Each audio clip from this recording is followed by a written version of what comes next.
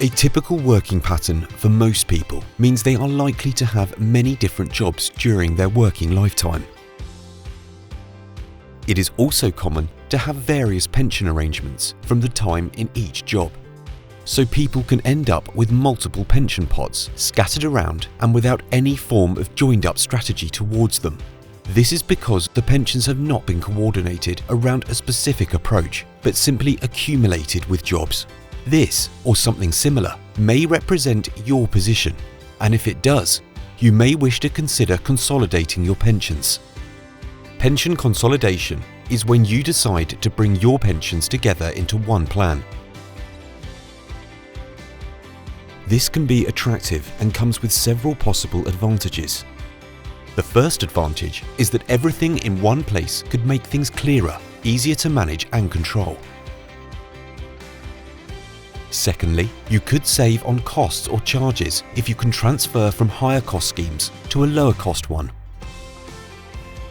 Thirdly, putting your plans together should offer you a greater number of investment options with a wider choice of investment types and funds. This could help you enhance the longer-term performance.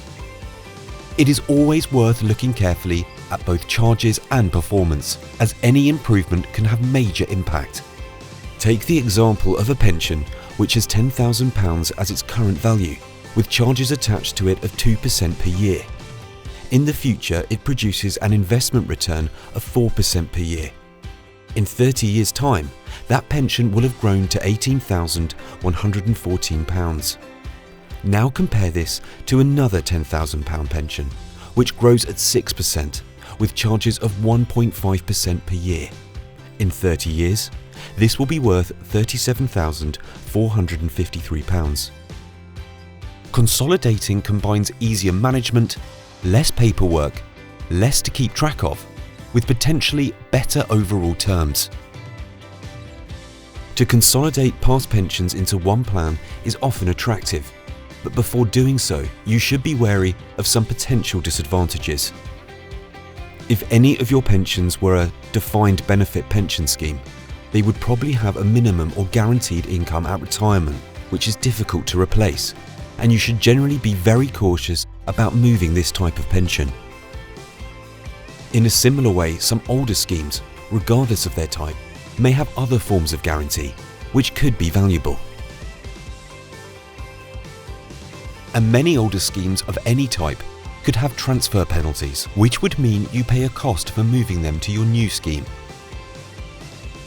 You will note that this is not a simple decision because the devil is in the detail, and whether to transfer any pension, whether consolidation is a good or bad idea, is very much dependent on your specific circumstances. Of course, consolidating can be applied to some of your past pensions. It doesn't have to be all of them. For example, if you have 5 old pensions, there is nothing to stop you merging 4 and leaving one where it is, possibly because of its guarantees, which you would want to keep. There are many times when consolidating makes perfect sense, but it is not always the case, and you should carefully check the terms on your past pensions and use an expert to help and advise you.